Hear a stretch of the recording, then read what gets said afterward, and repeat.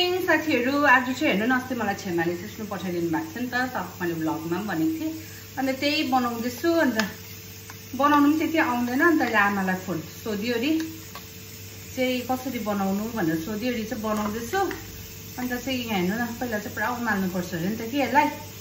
अनि त्यही भएर चाहिँ यहाँनिर पानीमा हालेर चाहिँ उमाल्दैछु। सिस्नुलाई चाहिँ केलाउनु चाहिँ पर्दैन धन्न हो धन्न। अन्त यसरी चाहिँ उमाल्दैछु। त्यहाँदेखि लसुन पुरा चाहिन्छ अरे नि त कि आमाले भन्नुहुँदैछ लसुन चाहिँ निकै हाल्नुपर्छ है भनेर, झान्नुपर्छ अरे। लसुन केलाउँदैछु साथीहरू। के भन्छ इङ्ग्लिसबाट चाहिँ यसलाई स्टिङनिङ नेटल के भन्छ।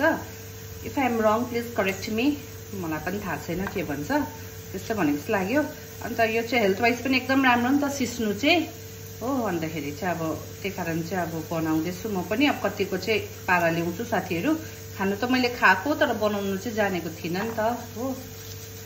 अन्त त्यही भएर चाहिँ अहिले चाहिँ बनाउँदैछु। तपाईँहरू के गर्नुहुँदैछ साथीहरू? तपाईँहरूको पनि लन्चको लागि रेडी गर्नुहुँदैछ होला। हुन्छ, अब नेक्स्टमा भेटौँ नेक्स्ट भिडियोमा ल साथीहरू। म यहाँनिर बनाइहाल्छु।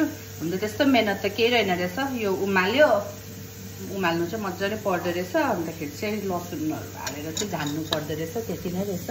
यहाँ चाहिँ यसरी उम्लिँदैछ यहाँ हेर्नु।